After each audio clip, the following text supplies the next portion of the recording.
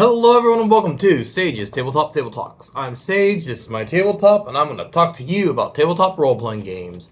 As you guys all see in the thumbnail, we're doing another stupid ranking video. I am going to rank the Dungeons & Dragons 5e / 2024 classes, from my least favorite to most favorite.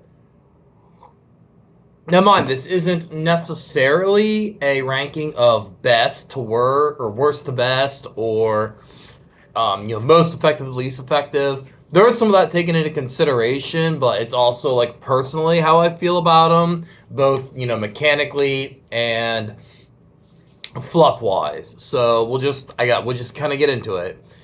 And to those of you who follow my channel really any amount, who see pretty much anything that I say on this channel, it'll be no surprise that at the bottom of it is the Warlock.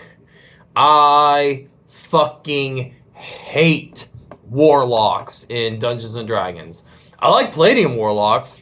They don't make any sense. The mechanics and the fluff are so far removed from each other. Like, every sentence in Warlocks is about how they're after forbidden knowledge and they make pacts with unknowable entities for ancient knowledge and deep secrets, and then they're charisma-based casters. Why are they charisma-based casters? I thought they were after knowledge and secrets, but nope, they're charisma-based casters because fuck it. And not only that,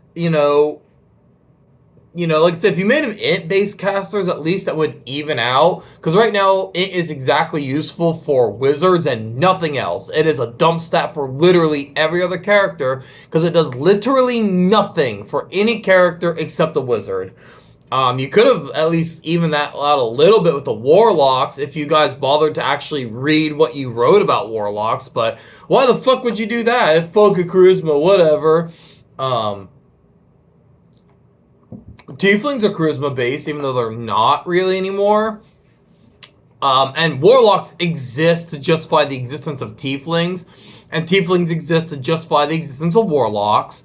So from that standpoint, they're annoying. At least 2025 gave us the Celestial Warlock as a alternate subclass, because before that, it's still 75% of the Warlock subclasses are for edgelord bullshit. Yeah, like, you have the Great Old One, so you can make a pact with Cthulhu, make a pact with Satan, make a pact with a trickster deity, or make a pact with an angel. And, you can really tell that that last one was kind of an afterthought, just to placate people like me who call them out on how fucking stupid their fucking class is. And pretty much they're nothing but edgelords. I talked about a lot of this in the Warlock video. Not they're dedicated casters, charisma based of course, but they're dedicated casters in a game where the 12 to 13, 14 core classes, half of them are dedicated casters: the wizard, the warlock, the sorcerer, the druid, the bard, the cleric, and if you count them, the artificer. So there's 7 dedicated casters, 2 hybrid casters, the paladin and the ranger, and you have 4 martial classes: the fighter, the barbarian, the rogue, and no, just 3: the fighter, barbarian, the rogue. And then you have the monk, which is just kind of this hodgepodge of nothing. But yeah, because the game needed another dedicated caster, right? And not only that, like I said, they really don't do anything a wizard can't do. But thank God you brought them back instead of the much, much cooler class that you should have brought back instead, which we'll get to later. But yeah, fuck that shit. Or, you could bring a warlord in. That would be cool. Maybe some other kind of dedicated fighter, like a samurai or something like that. But no, you gotta have another fucking dumb wizard knockoff, which is... Ugh, I hate warlocks. Moving on. The Ranger. There's a lot of ideas I like in the Ranger. Wizards of the Coast, So answer me this question with anyone who's part of Wizards of the Coast. Why do you hate Rangers? Why do you go out of your way to make them the most useless fucking class in third and four? Well, maybe not fourth. No, in third and fifth in 2024. Why do you hate Rangers so much? I remember on YouTube they were doing this like big reveal in the days leading up to 2024, and the Hunter's Mark, which is such a fucking stupid. I hate the Hunter's Mark. It's like they pick a target and they get some bonuses against that target in the fight, which is such a boring thing. And all it does is it makes them as good as fighters against a single target. Outside of that single target, they're just worse than fighters in pretty much every way. But I remember they were talking about, ooh, the big capstone for Rangers, which, first of all, nobody fucking cares about the capstones, except for people who want to wank off of your shit. Nobody fucking makes the level 20. You want to do something cool, put it at level 4. That's where players play. That's where a lot more players are going to play to. But at least he's cooler than the Warlock. Because at least he's got some flavor to him, unlike the Warlock. The Warlock is just fucking stale crackers of D&D. Sorry, Rangers. But yeah, they were talking about how proud they were. And you know what the capstone of the Ranger is? Their Hunter's Mark die goes from like a 6 to a 10. Congratulations, a whole 2 fucking damage difference. Ugh. Rangers could be such a cool class, but over every single edition, Wizards of the Coast decides to just strip them and just tear them everything out of them. But up next is the Sorcerer. Yeah, they're still just a shitty wizard. They're a shitty wizard. Like, that's it. They're a shitty wizard. There's nothing interesting about a sorcerer. They have like this focus on wild magic now, which is just lame. It's just not as interesting as a wizard. Anything they put into sorcerer, they could just put into wizard instead. And once again, because the game needs another dedicated caster, right? Especially when it has so much overlap with the wizard. That basically makes 2 classes that are just overlap with the wizard so much that they're pointless. When, Pathfinder 2nd Edition did something interesting with the Sorcerer, where their spell list is based on their bloodline. So a Draconic Sorcerer would share a Wizard spell list, but one with like a Demonic bloodline would share one with a Cleric. Which is not the most wonderful thing, but at least it's something interesting. D&D's never really found the reason for sorcerers to exist. And so as such, why don't we just cut them out of the game? Like, the Warlock and the Sorcerer just could be removed, and nothing really would be missing from the game other than a bunch of crybaby purists wetting their nappies because they took away my Sorcerer. They took away my little edgelord wizard. But, like, any story you want to tell with a Sorcerer or a Warlock, you can tell with a Wizard, too. Like, you don't have to, and they're just, flavor-wise, nothing really to them. And at least a Sorcerer, them being charisma casters makes a little more sense, because the idea that their casting comes from a force of personality, comes from their force of personality. Even then, I think Wisdom would make a better casting, but whatever. Yeah, I just don't see a point of the Sorcerer. They're too redundant to the Wizard. And up next, speaking of a class that doesn't know what it's doing, the Monk. Honestly, it probably should rate lower than the Sorcerer, but I love martial arts, and I get people's argument that the Monk doesn't fit into the European medieval fantasy world of D&D, but my rebuttal, martial arts are cool. Like, that's it. That's all there is to it. Unfortunately, They're slightly better in 2024 than they've been in previous editions, but they just never really found the way to make monks interesting. And monks always have this problem where at early levels, their punches do like 1d4 damage, and they have virtually no defensive abilities, which sucks because, like, at the heart of it, they are frontline fighters. They're just frontline fighters with no health, no armor, and no damage capacity. Flurry of Blows mitigates that somewhat, but like until you're level 7 or 8 in a monk, you're honestly just a liability to the party more than you are a benefit.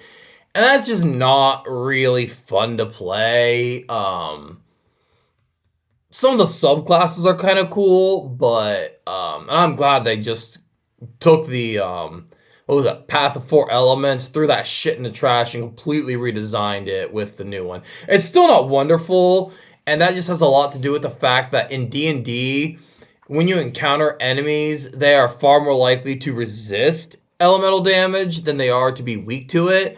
So the ability to throw like lightning kicks just once again ends up being not as useful as just kicking a dude with your normal, regular, boring ass foot. So like the idea of playing like a DBZ, fucking Super Saiyan in Dungeons and Dragons is just not really there. Like there's no real cool way to do a Kamehameha or anything like that, or like a spirit gun or something like that. They just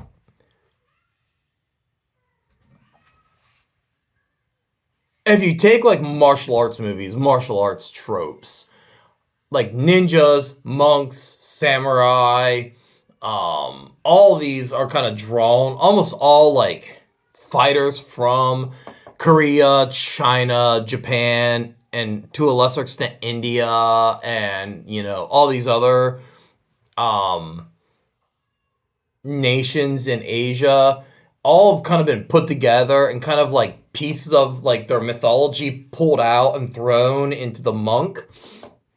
And it's created this very weird mishmash of kind of all these different weird, silly elements. Instead of like kind of focusing in and just making the monk a Shaolin monk or just making the monk a ninja.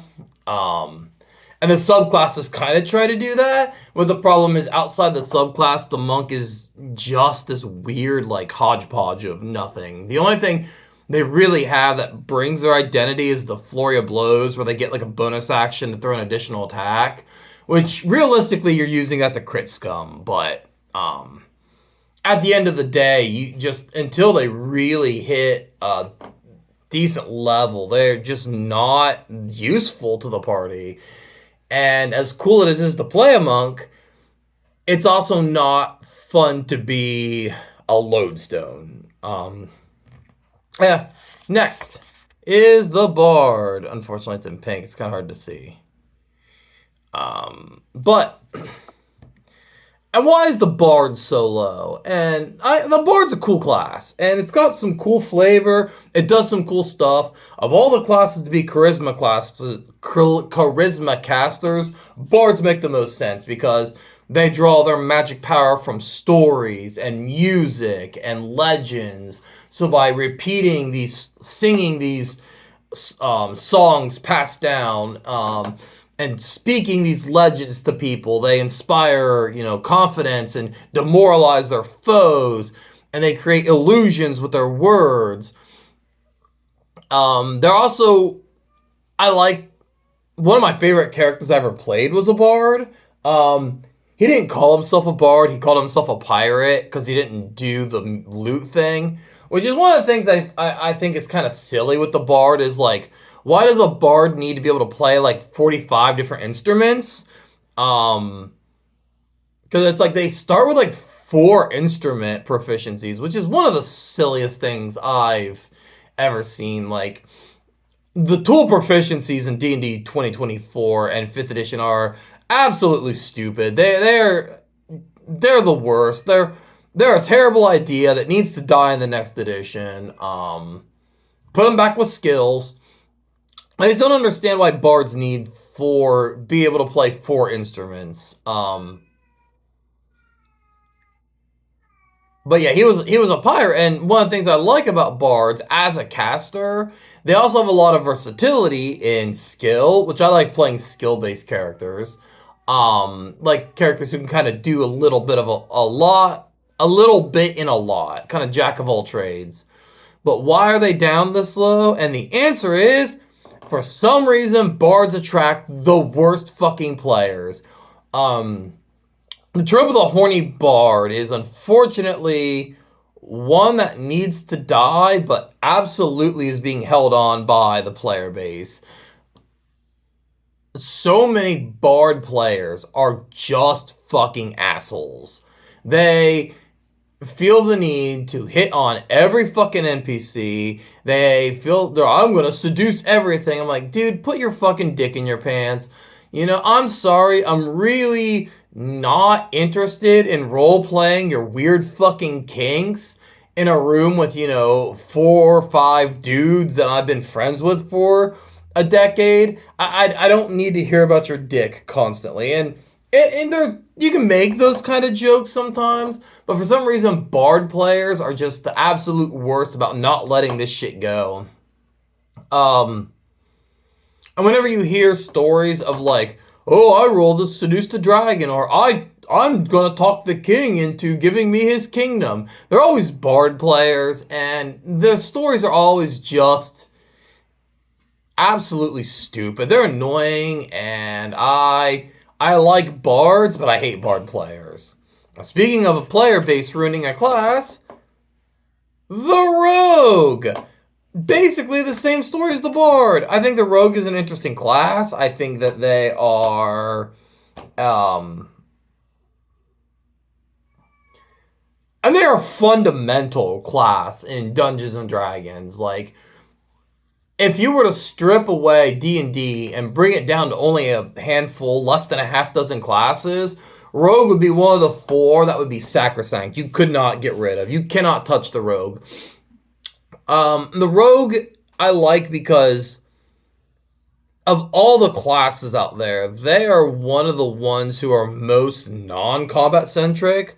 Like, if you want to play a character who just doesn't fight, the Rogue is a really good class to play. The Rogue and the Bard. And they're just universally useful classes. And also, for some reason, that D&D has decided that they love backstab, and they're one of the best DPS classes since 3rd edition. But the problem with the Rogue is they attract an annoying player base.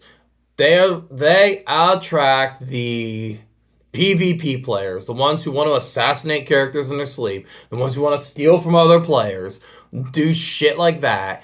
And those players just make the D&D experience a miserable one. Like, dude, if you want to play a PvP game, there's PvP games to play out there. You can play fucking, I don't know, Risk or whatever. And it's fine to go ahead and do that, but like, we're trying to like tell this collaborative story, and you constantly trying to slit the paladin's throat in his sleep, or constantly trying to steal the cleric's holy symbol. It's just not fun. And I'm sure there's a group of players out there, once again, like always, anytime you talk about this stuff, you'll always find these people who come out and be like, well, nobody fucking cares about your fucking niche group. I am talking about, generally speaking, it is not fun to have a player constantly trying to assassinate and steal from other players. That is not what the vast majority of people who play tabletop role-playing games want to play. So sit your fucking ass down, shut the fuck up, and let the adults talk. All right, bro? Yeah, fuck. And in the very, very middle, we are at the very middle of the list. And it is fitting that at the very middle of the list, we see the fighter. Let's say I'm generic, because he's generic.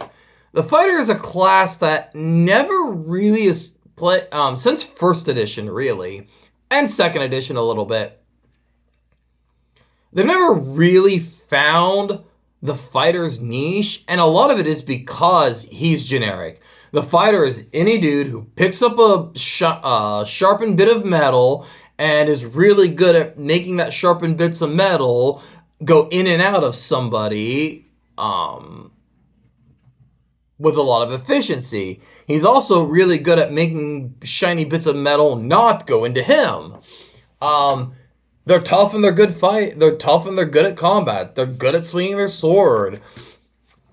But at the end of the day, there's just nothing special about him. You know, the other classes, the warlock has made a pact with some higher power. The clerics draw their strength from a powerful deity. The wizard has studied runes and learned how to manipulate the weave.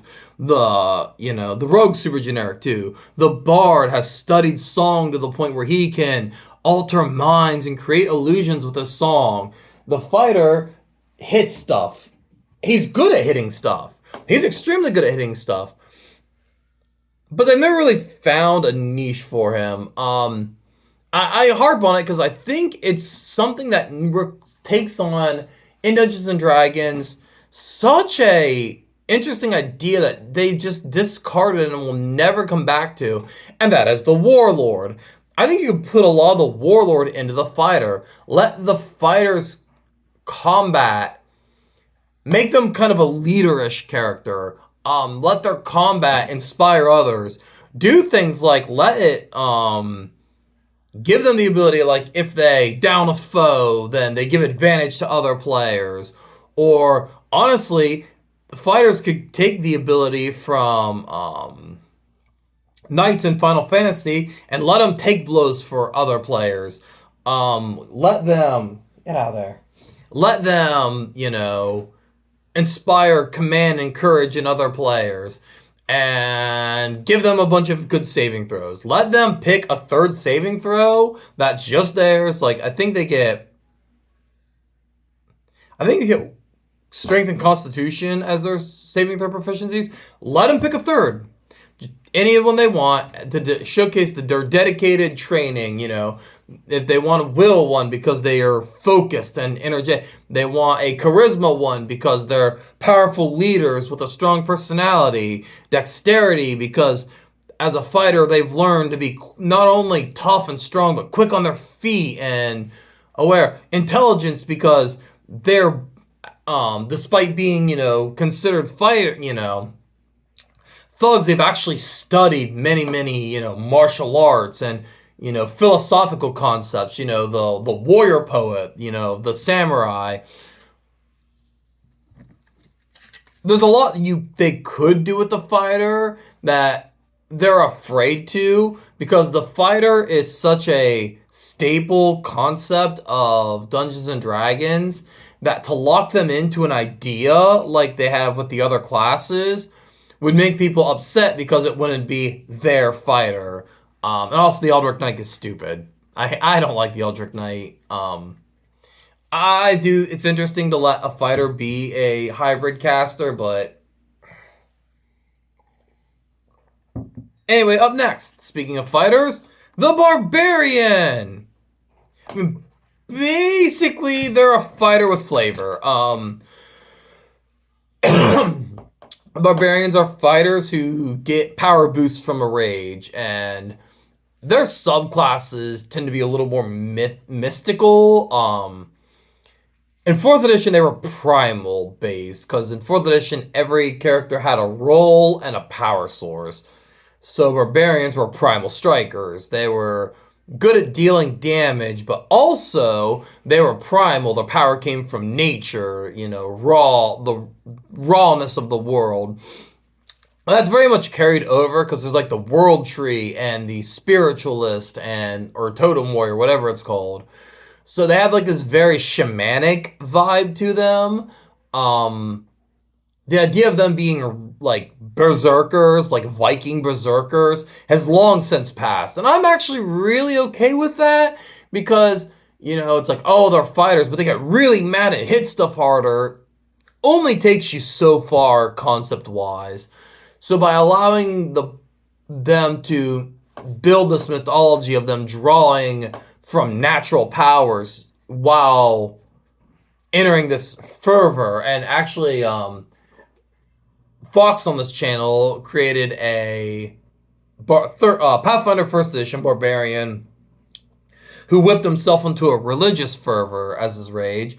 And D&D apparently had heard my story telling this over and over again, because they have like this Path of the Zealot, which is his Fox's character, and that's kind of cool. I kind of like that. But yeah, the Barbarian's a good class. It just, like I said, they're basically just fighters that are allowed to be interesting, because fighters just aren't allowed to be interesting.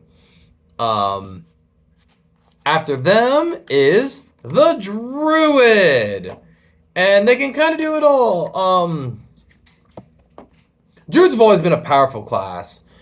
Shapeshifting has always been a very powerful tool. They actually nerfed it in recent editions, which honestly, thank God, because in older editions, it was like level 3, and you just had a bear fighting with you that could cast a very good spell list. Druids have a very Druid spell list is kind of interesting, because more so than any other class, their spell list is very versatile.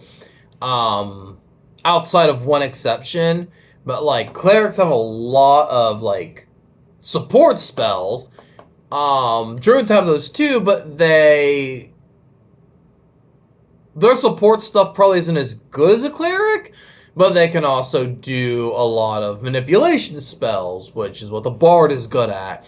And they can do a lot of like fuck a dude up spells, which is what the warlock and sorcerer are kind of good at. But not as good as any of those classes. But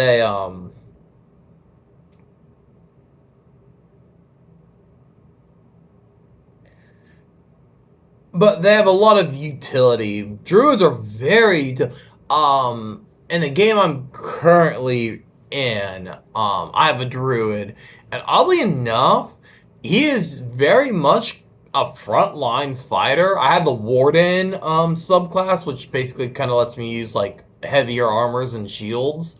Oh, he actually dual wields a scimitar and a sickle. And I've tried doing like the magic stuff, but he's just more effective when he rushes in and hits stuff twice. And it really shows a testament to what the druid can do.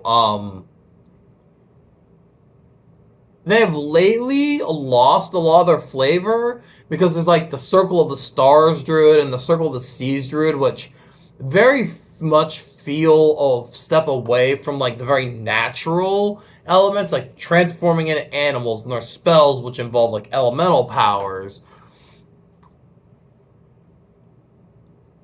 But I don't know. It's interesting. I don't know if I like it, but like I said, the druids are just such a versatile and universal class, and they still have enough flavor baked into them that it gives players kind of a starting point when they're designing a character. And that's kind of thing with the fighters, like he hits stuff, but like if you're a player and you're kind of trying to build into something more than the party needs a frontline fighter, there's nothing really to hold on to like there is with the barbarian or the ranger or the druid, even, where it's like, okay, well, you know, the druid and ranger are designed to be very naturalistic. They're designed so you want a character that's kind of a tie to nature. Or warlock, you know, who is an edgelord, so you want to play a character who's an insufferable twat.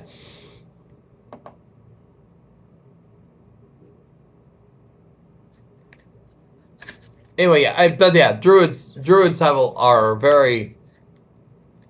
They have enough versatility. They have a lot of versatility, but also a lot of flavor that allow you to really build into something that can be fun.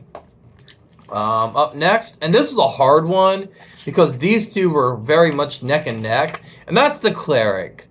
But honestly, I feel like the cleric keeps getting better and better.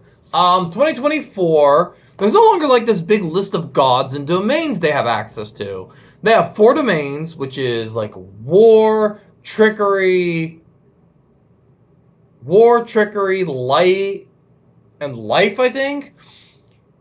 But they're no longer tied to gods. And I really like that because it's like,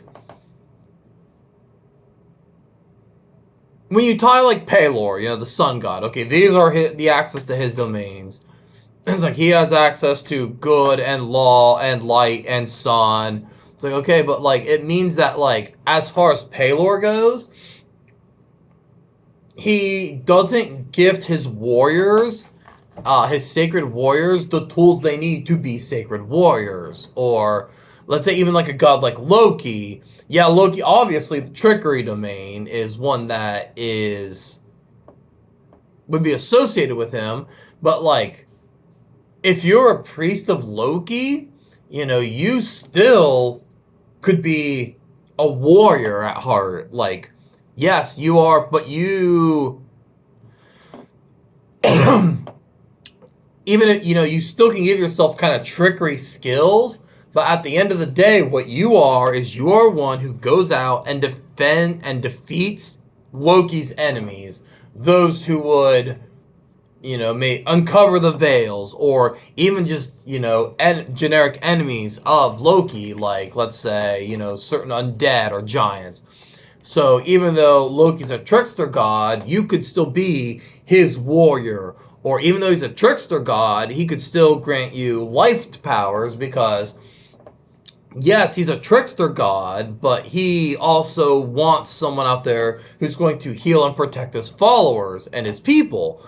So by creating a cleric who is focused on healing, they can still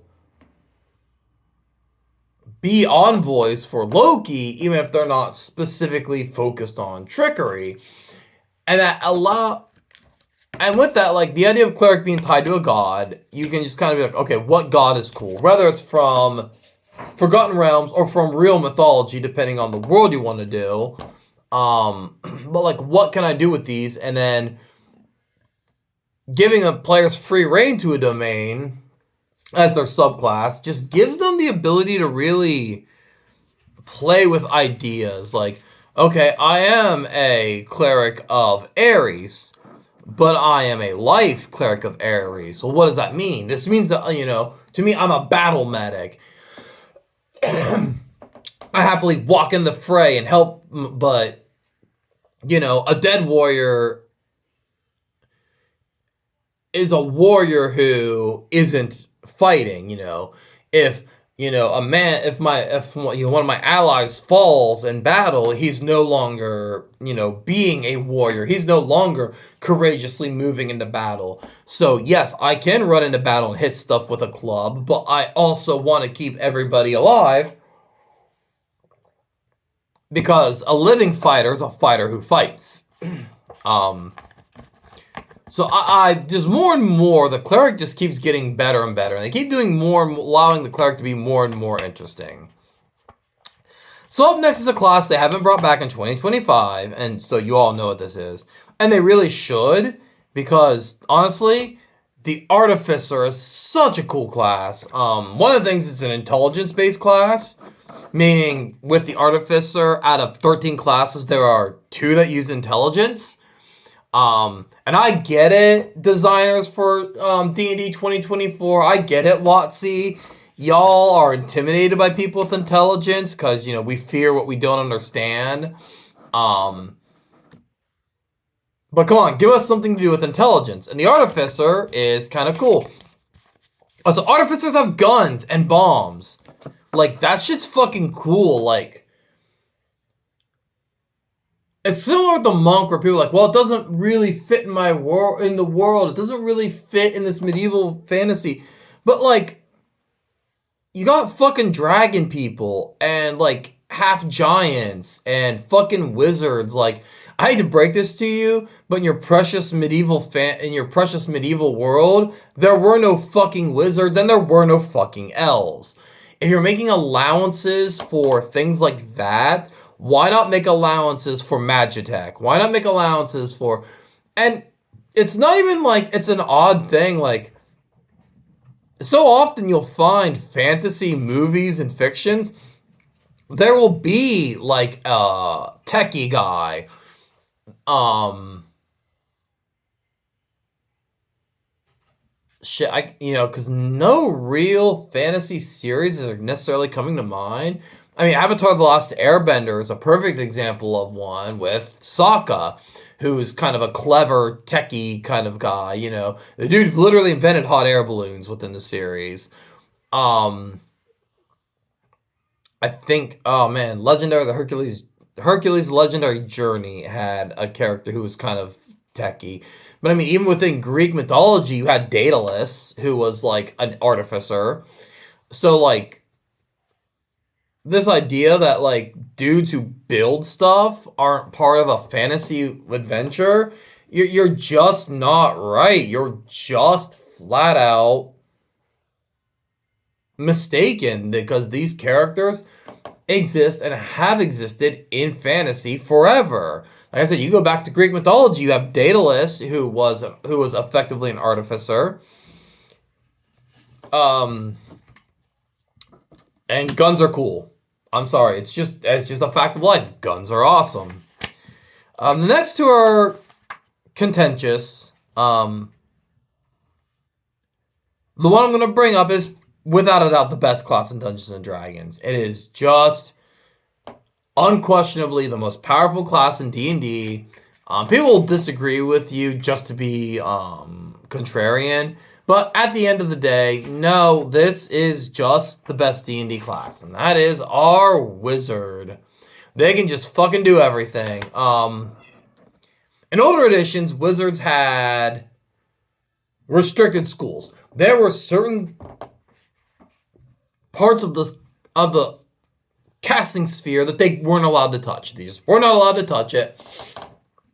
If they specialized. If they didn't specialize, the problem with the wizard is outside of casting like specifically a healing spell, which once again is the least effective thing clerics can do. Healing in the middle of a fight is, at the end of the day, realistically a wasted turn.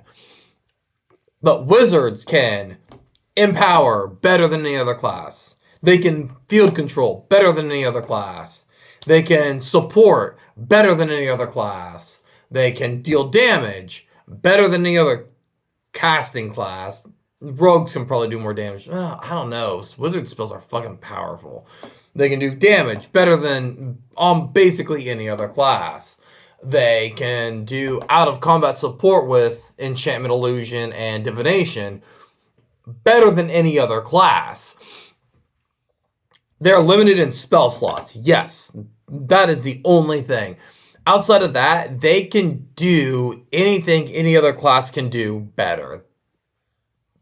As long as you've still got a spell slot, whatever any other class you can do, whether it's damage, whether it's protection, whether it's support, whether it's utility, a wizard can do it better than a class of equivalent level. It's been like that since... It's realistically been like that since first edition, but in first edition, as a wizard, you were limited to the spells you knew. The DM picked which spells you knew, which granted them a lot of ability to curate the kind of adventure they had. They could choose for the wizard to have access to sleep and identify. And those were the spells you had. And you didn't get any more unless the DM gave you a spell scroll. You didn't get 2 spells of your choice at the beginning of every level or anything like that. And then second edition, you got a big choice of your spells, but you still had you still had forbidden schools. Third edition, there was no more restriction. You could just buy spell scrolls whenever you wanted for relatively cheap, honestly. And but if you want to specialize, you still had restricted schools. And then Pathfinder, there wasn't a forbidden school, it was restricted. You could still learn the spells, you could still cast the spells, but you suffered a disadvantage at it. And in 5th edition, just wizards have access to every spell they want.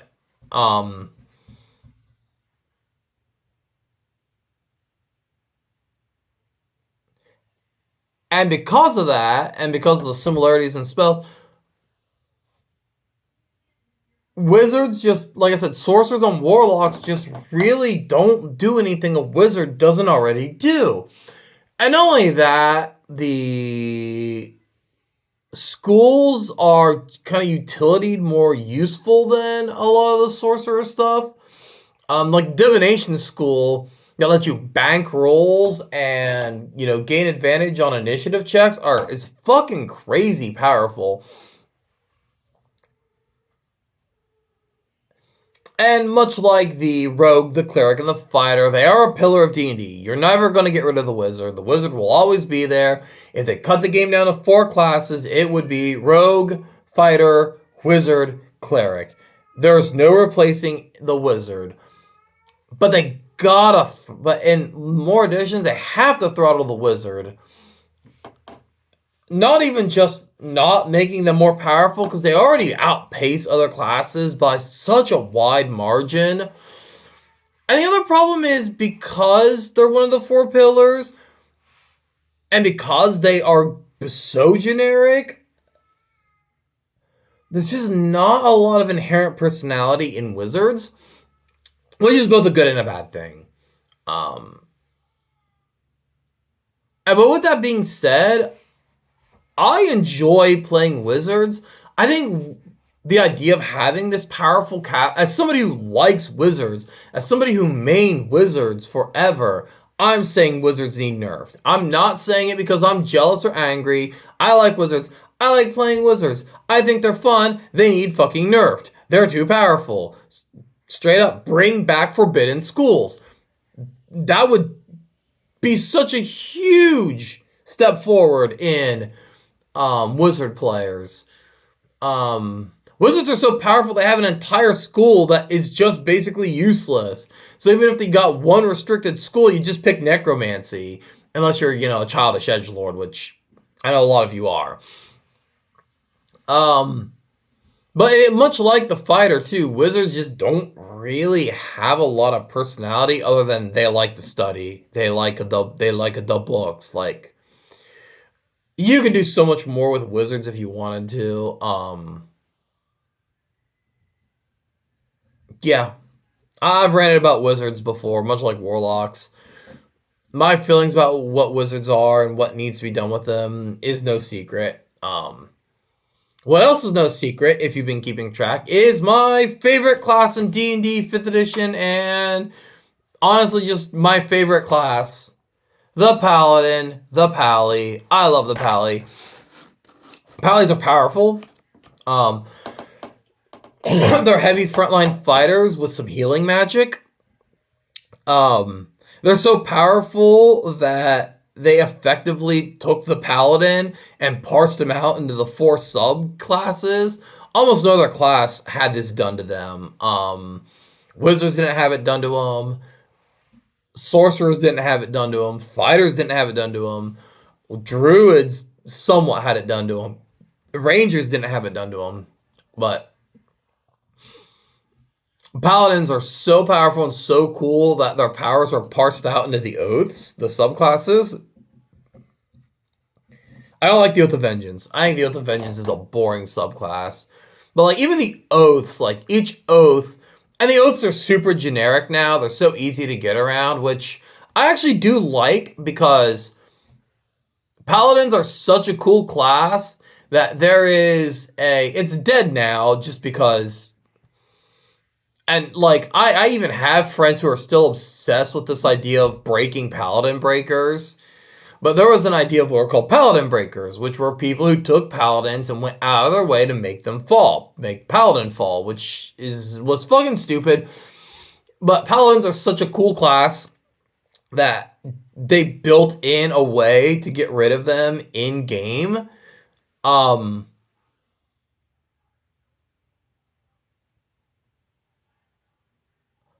But now it's so hard to make a paladin fall. Like I said, I do have 2 friends who still talk about like I go online and search specifically out paladin breakers, which like guys, I'm sorry, but no, you really don't, because they don't exist anymore. Outside a very, very niche, weird group of people who are obsessed with the OSR, which honestly, just don't play with OSR, guys. I think the OSR has a lot of good ideas, but OSR people are like weirdly angry about tabletop role playing games. Like, you guys, they're very obsessed with this idea of the way things were and how much better they were back in their day. And like, there are good things from older editions of D&D, of older editions of games, like restricted, like forbidden schools and wizards, and the fact that in Advanced Dungeons and Dragons, fighters saved against everything. If you had to roll a saving throw and you were a fighter, you were fucking cake, and that's awesome. But like, this idea of Paladin Fall is an old concept. Anyway, back to the oaths. The oaths are very loose, but they're kind of cool because they absolutely give you this structure to play within.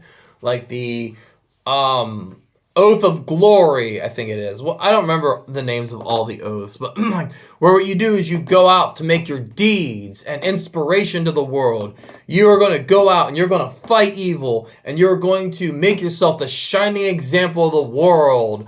And that's a cool idea, and it's not so restrictive that it locks you into a certain play style like the Warlock does.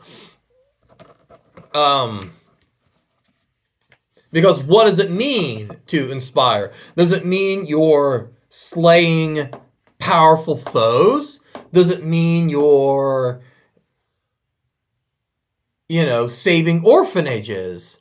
Both of those are characters who are leading by a great example. Both of those are characters who are out seeking glory. They're just doing so in different ways. Are you the kind of guy who's, like, you want to defend the weak? Okay, well, how do you defend the weak? Do you defend the weak by being where they are and protecting them? To stand in front of them as a vanguard, to shield them from. But you can only do that so long. A shield can only stand for so long without a sword. Do you go out and seek the darkness itself as a way to strike at its heart? However, in doing so, you also are leaving these people exposed. And I'm not trying to create like a Paladin Fall scenario. I'm saying that protecting the innocent, the sword and the shield are both important. So which do you wish to exemplify, the sword or the shield? Or the Oath of Vengeance, where, you wish to seek out something. And it's a little edgier than I like my paladins to be, because like, I'm going to seek this guy out and stab him in the fucking head. But I also think that there's room to play with that in a truly heroic fantasy hero character. Batman is a perfect example. Joe Chill is dead. Batman cannot seek his vengeance on Joe Chill, the man who shot his parents. So now he has to seek his vengeance on the same criminal element, the same elements that created the situation where Joe Chill shot his parents, to seek out these dangerous criminals so that no child will have to endure what he endured. So,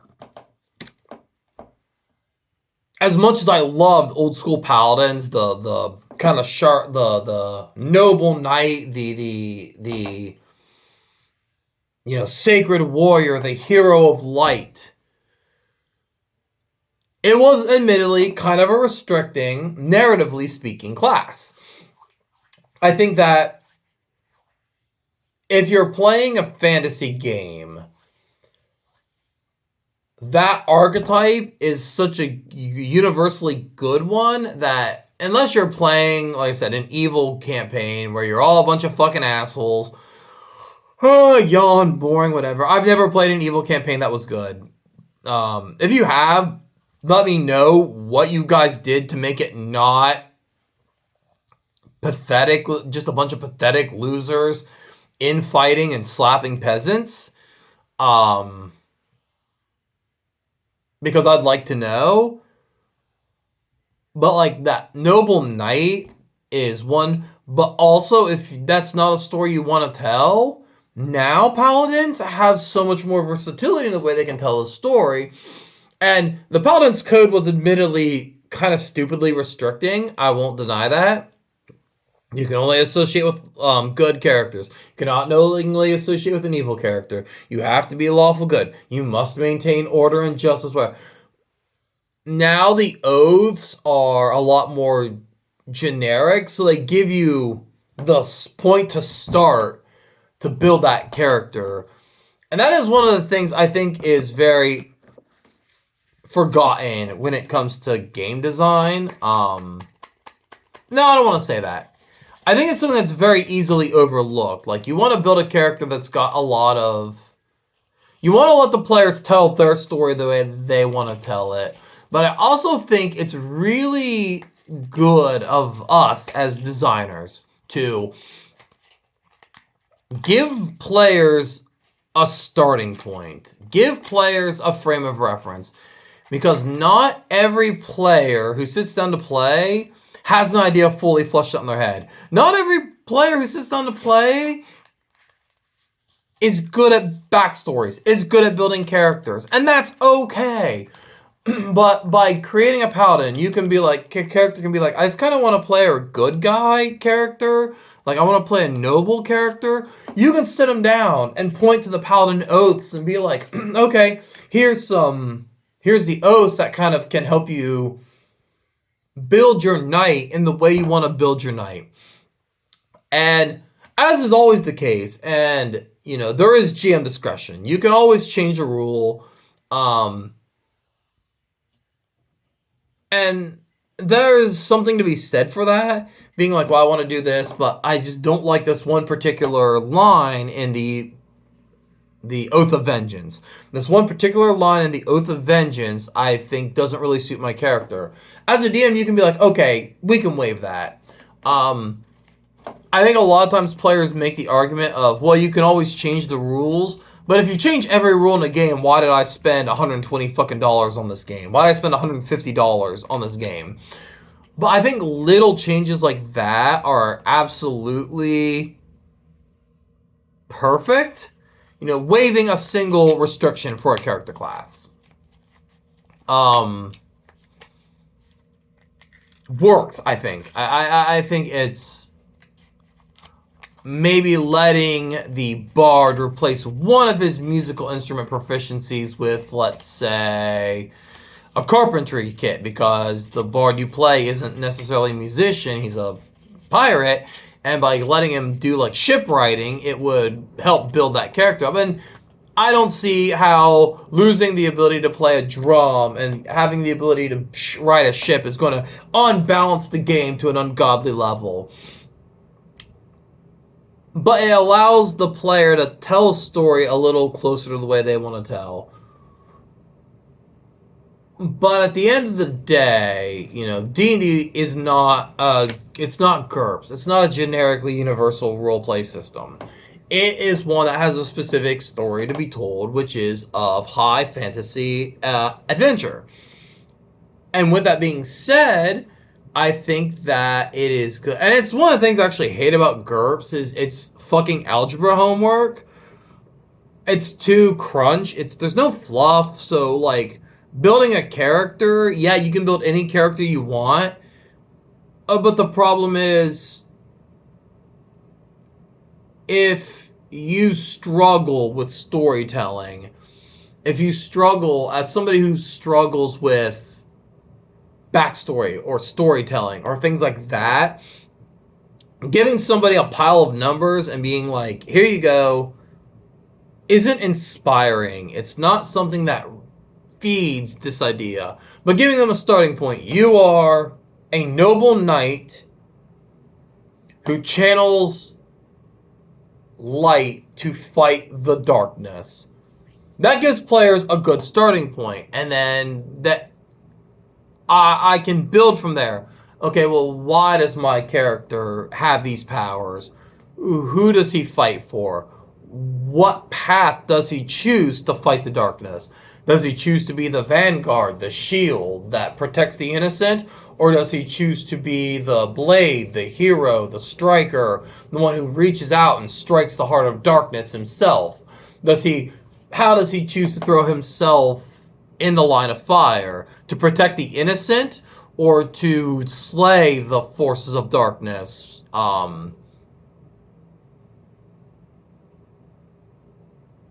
And just the paladin, in very much in a way, defines what fantasy role playing is. They are a powerful fighter. They are somebody who stands steadfast against the darkness and within it to strike it down. They are, by build, a fantasy hero. And that's just awesome. But like I said, a lot of it is, like I said, this is my opinion. This is no means a power scale or a usefulness. This is me looking at classes based on how powerful I think they are, how useful I think they are, and how interesting I think they are, and ranking them in that way. And it is just my opinion. I hate the fact that I live on the internet, which means I have to fucking say it, that if you like Warlock, not if you like, if you like Warlocks, go to hell. Not really. That's a joke. But if you're somebody who likes sorcerers and you think sorcerers are super cool and you don't think they're just shitty wizards, that's fucking okay. We're allowed to have different opinions. And if I'm DMing a game, I'm not going to tell you can't play a warlock.